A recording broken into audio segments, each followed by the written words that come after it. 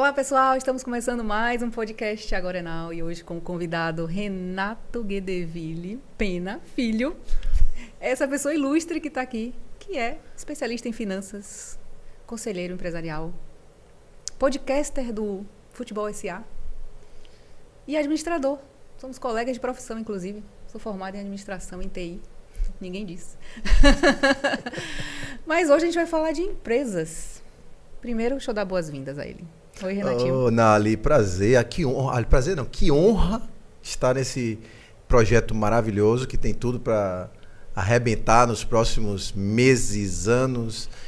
Para mim, uma felicidade muito grande, primeiro de brindar a nossa amizade de algumas décadas e da minha honra de participar, ainda mais com a hostess tão preparada dessa.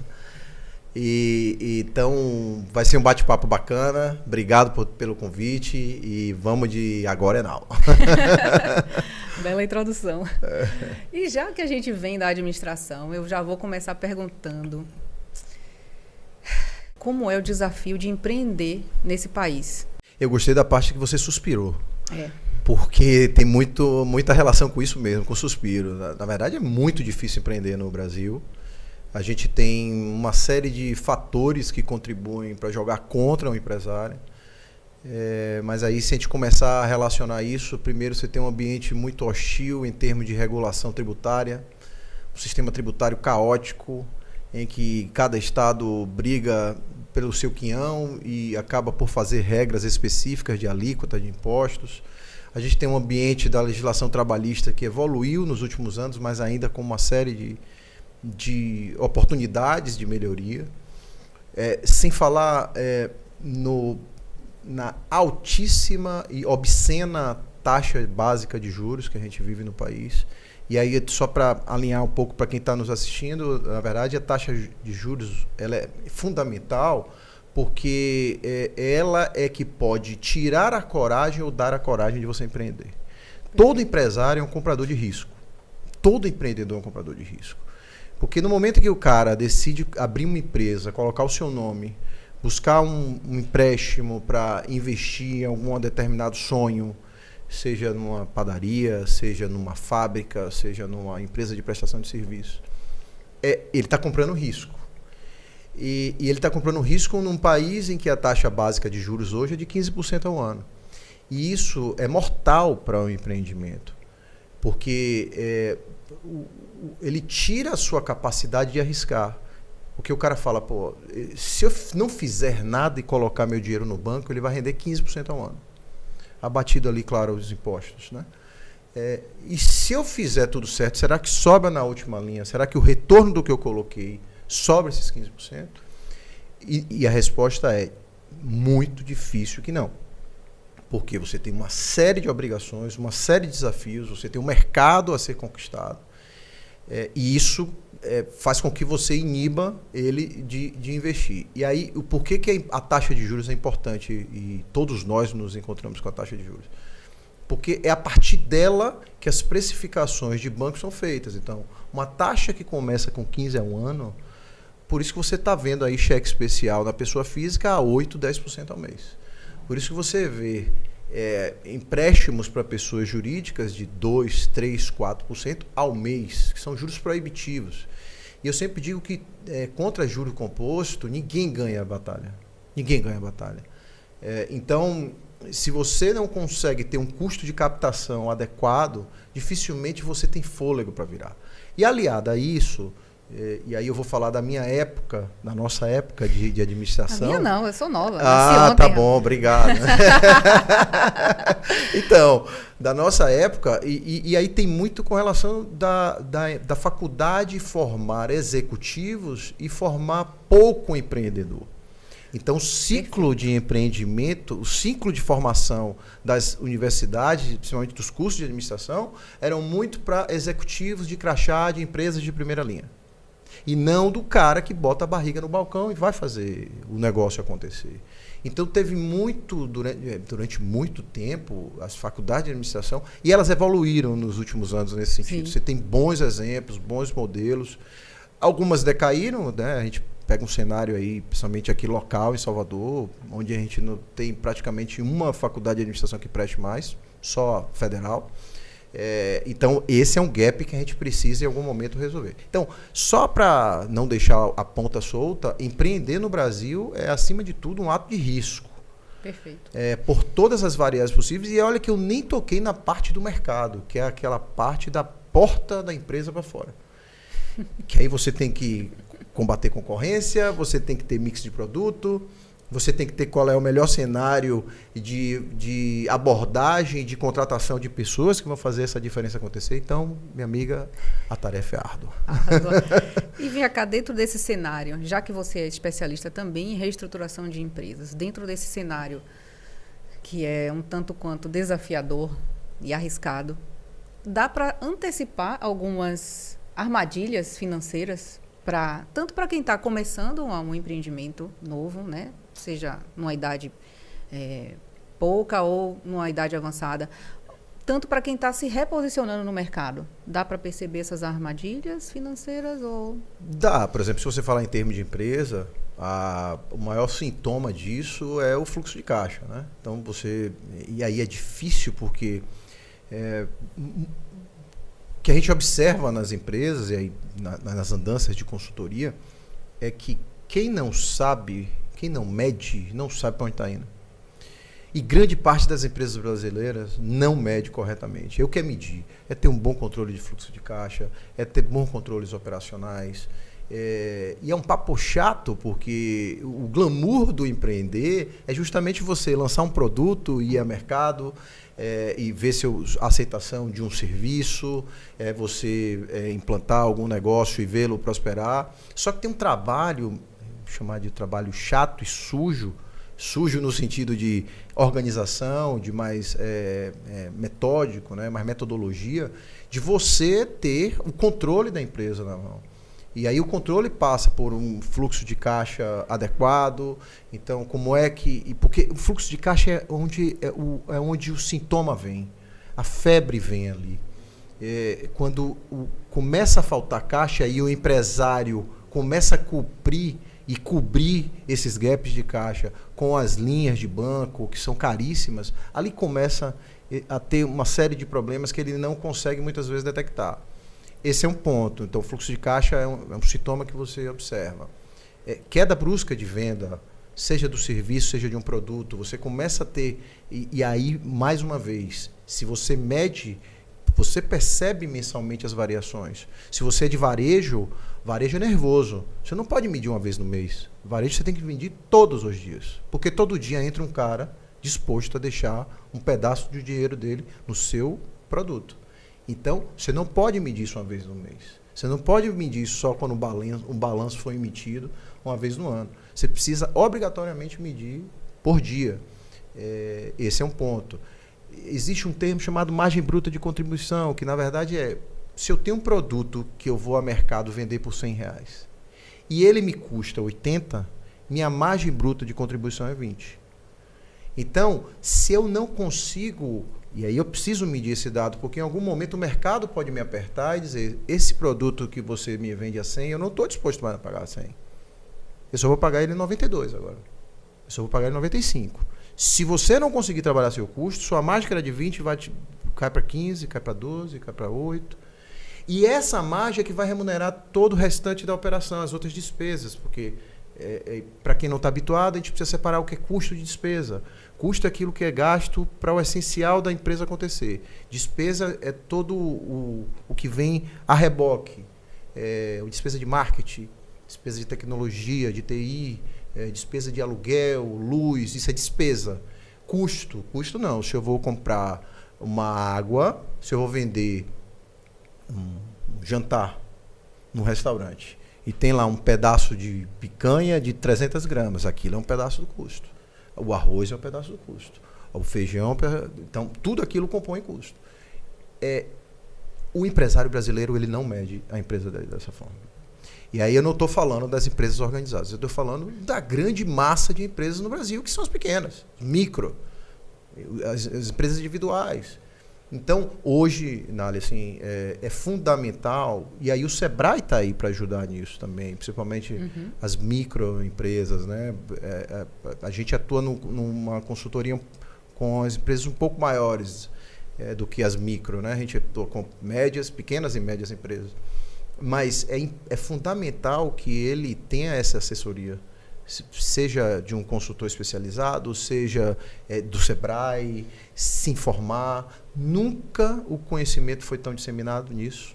Esse é um ponto. Se de um lado você tem um problema das universidades ali, aí estou falando muito localmente, né? A realidade local, não quer dizer que nacionalmente também isso desdobre, embora em alguns casos sim. Você tem outras formas de buscar ajuda e de ter esse tipo de assessoria. O importante ao sentir os primeiros sintomas, procure ajuda especializada. Porque nem sempre você consegue dar a volta sozinha no jogo, entendeu? Hoje a gente tem ferramentas, tecnologias e inteligência artificial. Como é que a tecnologia está ajudando os negócios, né? A que a gente possa ter essas medidas com mais controle, né? Que eu penso que é muito mais fácil do que era há 20 anos atrás, por exemplo. Total. Então, que tipo de ferramentas hoje se usa no meio corporativo em termos de medidores, de produtividade, de vendas, esses números mesmo importantes para a saúde do negócio? Pô, isso dá um programa só disso. Se a gente parar para falar de tecnologia aqui... Não, primeiro a gente sempre bate bola, né, sobre isso, sobre tech, né? Quem não está assustado ou encantado com o que está acontecendo com a inteligência artificial, definitivamente não está sabendo o que está acontecendo. Para mim, eu acho que é a forma definitiva da gente abordar o assunto, né? Veja, tudo na vida é ônus e bônus. Vamos falar primeiro dos ônus. Primeiro tem um desafio muito grande, porque tecnologia, num país em que a base educacional é baixíssima, muita gente vai ficar de fora desse jogo. Esse é um ponto de desafio. É uma tecnologia disruptiva que, por si só, vai tirar muitos postos de trabalho, como também criará outros, né? Os impactos de tecnologia a gente viu sair por um lado, mas também a criação de novos. Sim. Se esse saldo vai ser positivo, eu tenho minhas dúvidas. Eu vejo, e aí só falando um pouco mais de macroambiente, vejo algumas profissões com muitos desafios na frente, com o que tem em termos de tecnologia. Mas não vejo também uma extinção rápida de profissões que as pessoas às vezes clamam. O que a gente está vendo porque o que a inteligência artificial está fazendo é mais ou menos o impacto que Gutenberg deu com a criação da imprensa. É um impacto que a Revolução Industrial teve na sociedade. É o impacto que o desenvolvimento da bomba nuclear deu em termos de poderios às nações. Então, a Guerra Fria que era entre Estados Unidos e União das Repúblicas Socialistas Soviéticas, né, a União Soviética, hoje a Guerra Fria ela vai virar tecnológica entre Estados Unidos e China.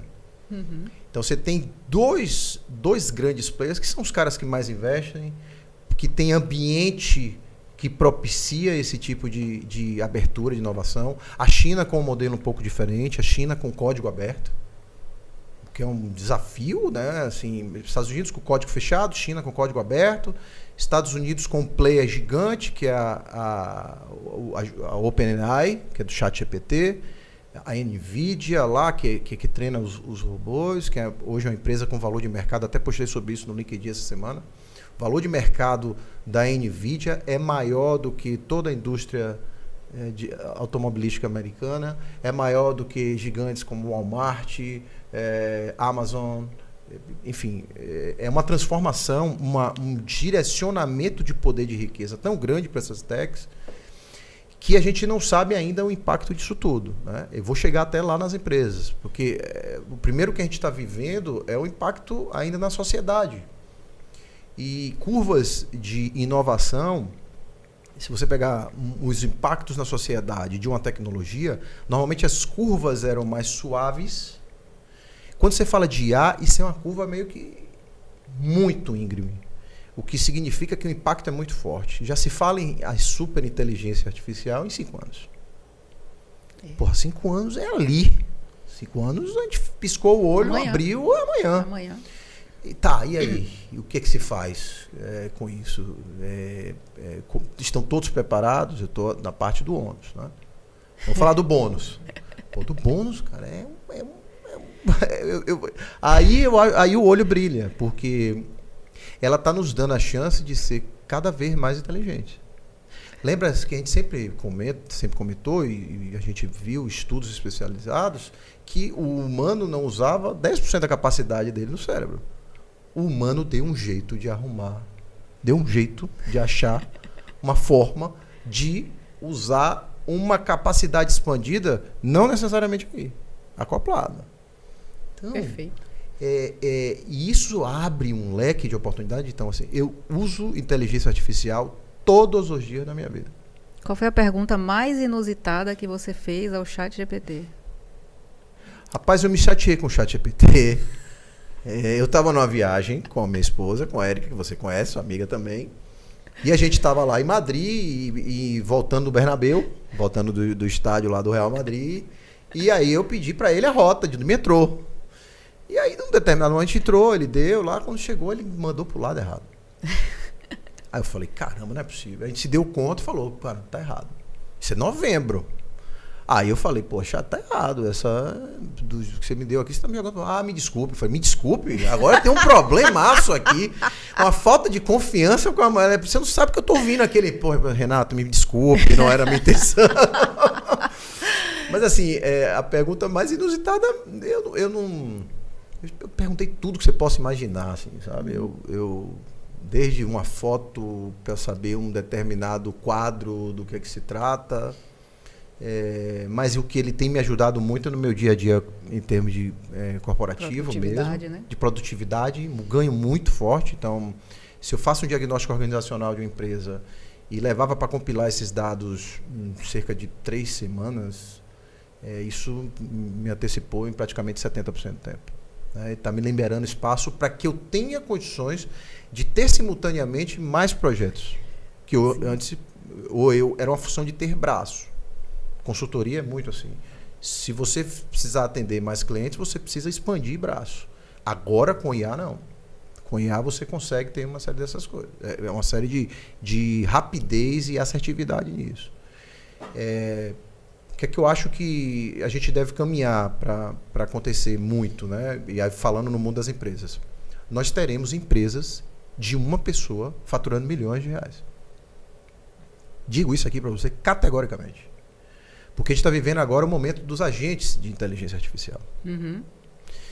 Então, quando você monta uma empresa, você fala assim, pô, vou montar uma agência de marketing. Então, eu tenho que ter criação, eu tenho que ter atendimento, eu tenho que ter desenvolvimento de peça. Cara, o que a gente vai ver é uma pessoa com agentes de inteligência artificial treinados. Então vai ter um cara de atendimento que quando alguém fizer o contato, ele já vai estar integrado ao e-mail ou já responde pelo WhatsApp. E aí você vai ter uma pessoa de criação, que esse sim você precisará ter um humano dando drive, mas com cada vez peças elaboradas, criação mais elaborada nisso. Só ver o que o V3 fez aí. Aquele vídeo do São João de Willópolis, em que tem 1 minuto de vida e que ninguém é real. A mulher não é real, a voz do cara não é real, o cenário não é real, o cavalo entrando não é real, nada é real. E aí a gente reflete muito sobre a própria indústria de cinema, TV. O que será disso tudo? Mas não vai acabar. Vai se transformar. Vai baratear custo. Vai baratear. A produção de um filme hoje, quando envolve tecnologia, isso tende a cair muito. É legal porque também derruba um pouco de barreira de entrada. Exatamente. Então você traz possibilidade de ter uma gama de pessoas e profissionais cada vez mais criando. Então a explosão criativa com inteligência artificial, a tendência é ser muito maior e não ser restritivo. Então assim, eu sou o cara que vejo a metade do copo com otimismo, mas existem uma série de dilemas éticos inclusive, nessa conversa. Então, por exemplo, uma IA que ajude a fazer um processo de seleção de pessoas. Que viés ele tem ali para me dizer que aquele candidato é maior do que o outro? Ali pode ter dentro racismo, pode ter discriminação, pode ter aversão à pauta de diversidade. Então, que bicho vai sair dali? Esse é um negócio que a gente ainda não tem. E já tem uma série de ferramentas que ajudam nesse processo. Então, a gente vai chegar no tema ética nas empresas já. Pois é, exatamente. Então tem um desafio enorme, Nali, para a gente ocupar. Mas eu sou um entusiasta, acho que o impacto é enorme. Nas empresas aí, já trazendo um pouco para a IA, a gente está vendo a automação de atendimento muito forte. Então, quando você vai marcar uma consulta, a evolução do bot não é um chatbot. Ali já é um agente de inteligência artificial que ele está conversando com você ali com muito mais fluidez. Porque antes era uma droga, né? Aliás, alguns hoje ainda são assim. Tem robô que você fala que você fica em loop com ele, aquele chatbot, você fica irritado. Não, eu quero falar com o atendente. Quero falar com o atendente, não sai. Aí, atendente, não, aperte 2. Aí... Acho que os sistemas ainda estão muito precários, né? E não estão ainda tão desenvolvidos. E isso dificulta, inclusive, a geração dos boomers a ter acesso a lidar com esses sistemas. Por isso que é tão difícil nossos pais estarem hoje acessando aplicativos de bancos, por exemplo, acessando consultas na internet, porque ainda a experiência do usuário não está muito desenvolvida para atender intuitivamente públicos que vêm com um certo formato de interatividade tecnológica um pouco diferente das gerações que já estão nascendo imersas nessa realidade. Cara, nativos digitais, né? Você abre assunto aí para tanta coisa, tem que dar uns 10 programas. Mas é isso, porque... né? Porque o assunto pede mesmo, né? Mas é isso que você está falando. Você falou agora geracional. Puxa, qual é o impacto geracional, por exemplo, que a IA vai trazer? Então, assim, vou te falar um pouco do que está o cenário. A gente tem uma empresa que é cliente nossa e que uma das coisas que a gente tomou a decisão lá na diretoria foi a analogia que a gente faz com IA é que nem uma criança que recebe uma bola. Futebol, se você colocar uma criança para ela começar a cumprir plano tático, cobertura de posição, saída de bola, quando ele é muito pequeno, não faz sentido nenhum, porque você poda aquilo que é o principal dele, a criatividade. O que é que a gente fez lá nessa empresa? Falou, cara, as pessoas precisam ter uma bola. Então, nós demos uma assinatura para cada área para ela brincar com a bola. Brincar sério, né? Então, a área de pessoas tem uma assinatura de inteligência de IA, a área de finanças, a área de unidade de negócios, a área de engenharia, a de tecnologia nem se fala, porque já está programando e tudo. Então, cada um, desde agosto do ano passado, está experimentando, cada área está experimentando ali. E os resultados são maravilhosos. Porque a gente está naquela de dar a bola para ele. Precisamos dar a bola para ele. Então, assim, e aí é o conselho que eu dou para as pessoas.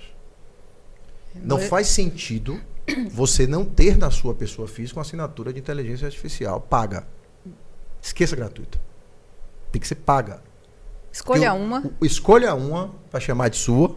Pode ser o Menos, pode ser o GPT, pode ser o Copilot, pode ser o Gemini. Você precisa ter. Porque se você não puder gastar $20 numa assinatura de uma ferramenta dessa, é porque você de fato ainda não está entendendo o que está acontecendo. E isso nas empresas, o impacto tem sido visceral. Muito forte, muito forte. Porque, Nali, tem uma coisa em IA que a gente está falando o seguinte: existem negócios IA Plus e negócios Plus IA. O que é o Plus IA? Plus IA é você tem uma empresa, você tem uma agência de marketing. Você é uma produtora de vídeo. Você faz o seguinte: como eu coloco a IA acoplada e melhorando o meu negócio? Isso é o Plus IA. Você já tem um negócio, você cria, pega a IA e coloca a performance. Só que a gente está vivendo um momento em que nós teremos negócios nascidos a partir da IA. Aí é o IA Plus. O push do business? O business nasce em função de IA. Por exemplo, eu posso criar uma empresa que vai só formar agente de inteligência artificial voltado para vendas. Que o cara vai receber o primeiro atendimento ali, que a gente chama de N1, do nível 1, ele vai fazer o trato, o cara está fazendo um pedido, ele quer um vídeo, um orçamento, num evento dessa forma, então todo atendimento inicial vai ser assim. Então eu posso ter uma empresa só voltada para isso. Eu posso ter uma empresa só voltada para automação de processos, sei lá, industriais, via IA. Então, e aí, como é que as gerações estão trabalhando nisso?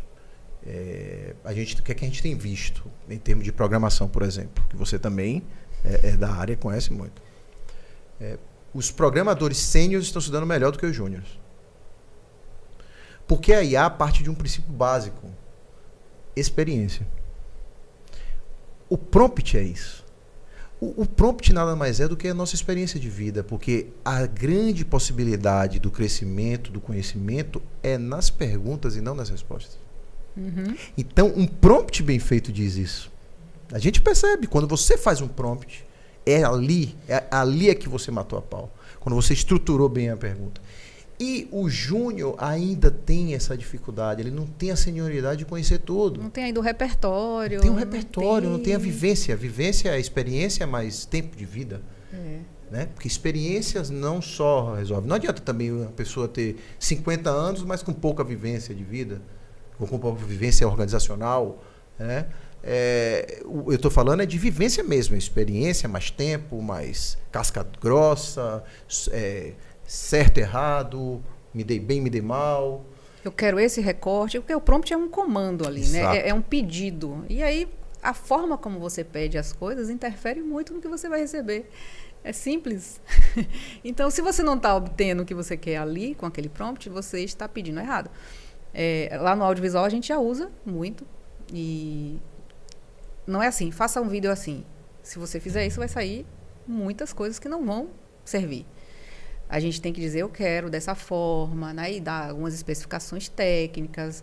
E o pessoal está muito atrás de prompt hoje na internet. Né? Quero uma prompt para fazer uma foto assim assada, essas trends que estão acontecendo por aí. Então,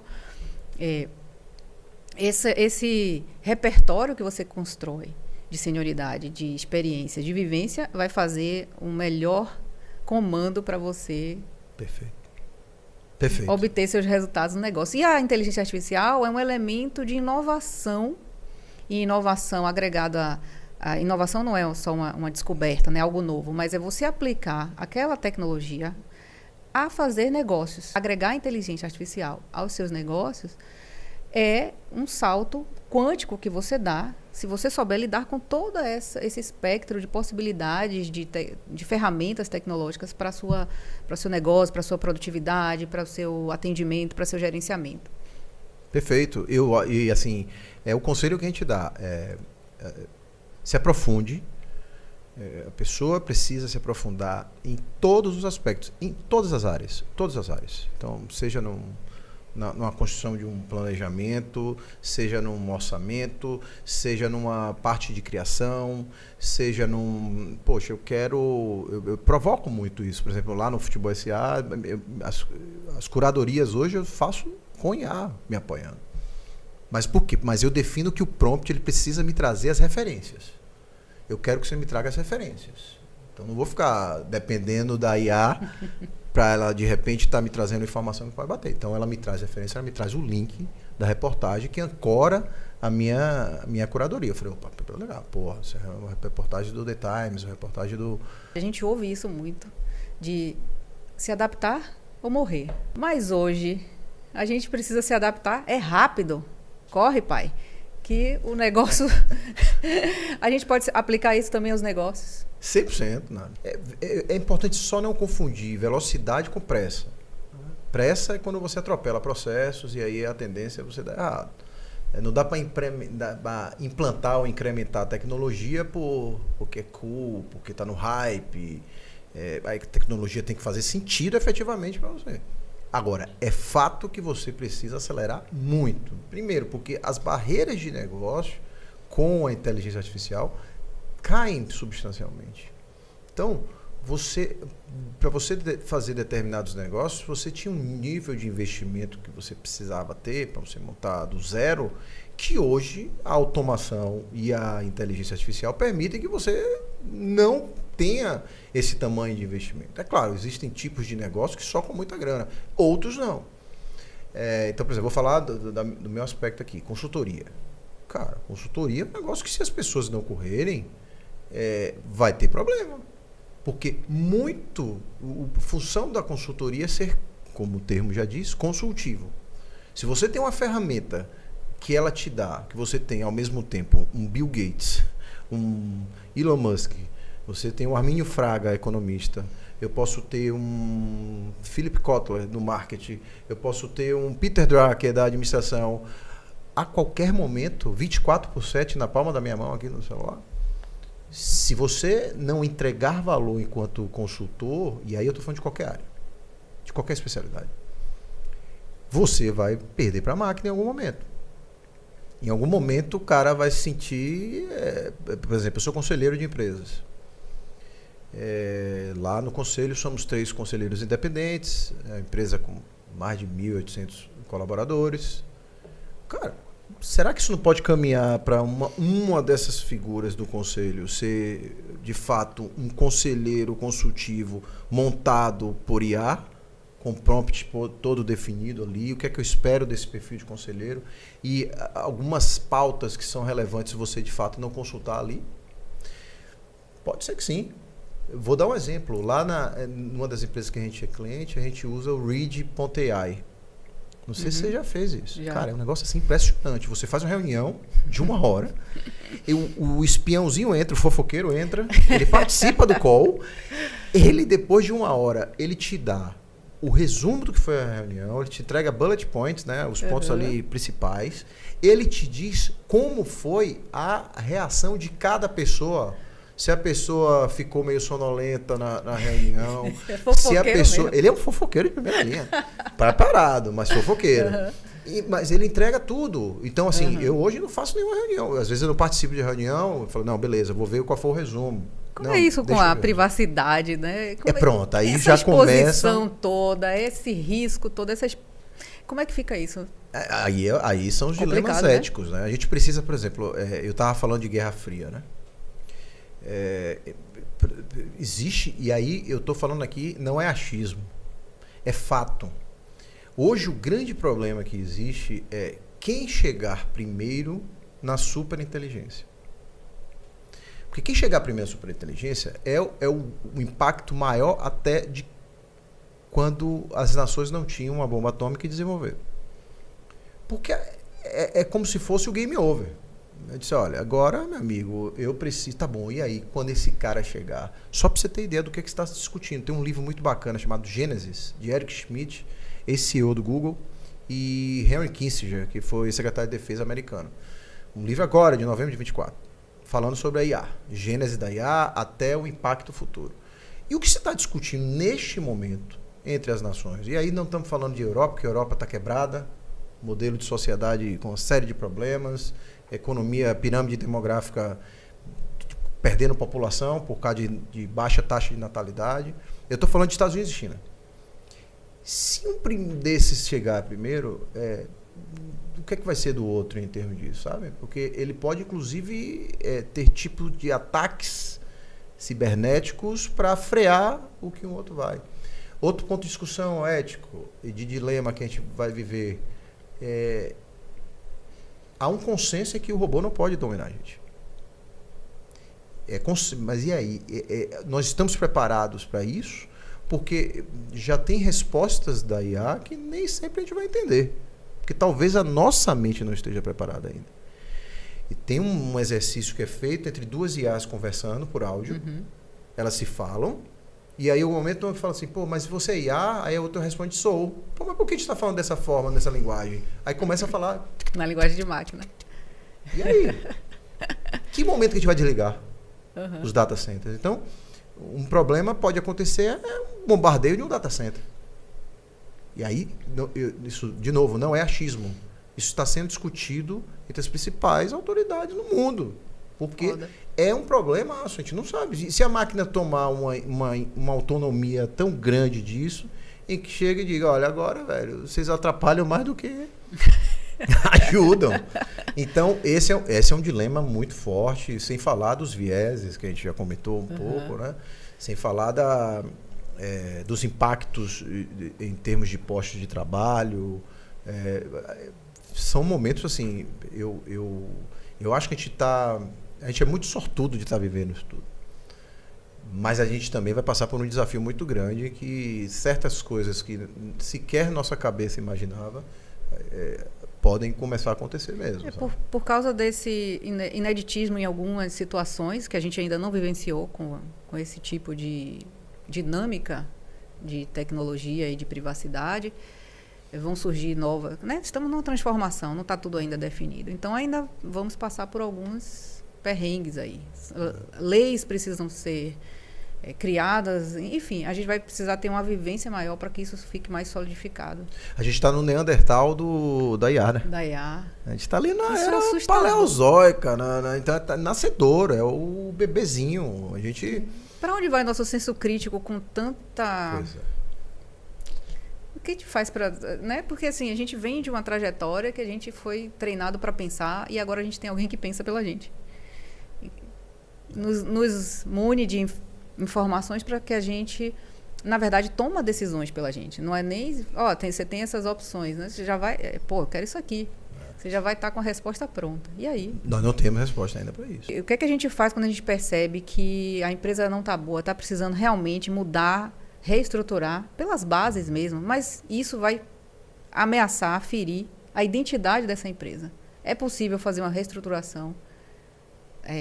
Eu falo assim, mais de 360, né? Porque uma mudançazinha aqui, ajustes no percurso é normal, mas uma reestruturação assim, tipo 360, dá para fazer sem mexer na identidade da empresa?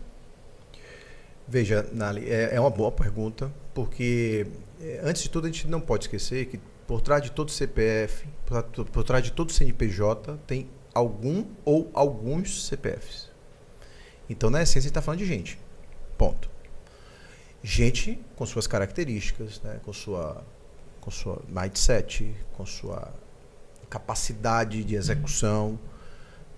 Gente que imprime seu jeito na cultura organizacional. Pronto. Então, vai criar uma cultura organizacional baseada nas suas características. Exatamente. A verdade, aí cultura é tudo aquilo que as pessoas fazem quando elas não sabem que estão sendo vistas. Uhum. Ou seja, quando a pessoa é a pessoa. E aí Peter Drucker, que era um guru da administração, um cara altamente visionário, ele tinha uma frase que é espetacular. A cultura come a estratégia no café da manhã.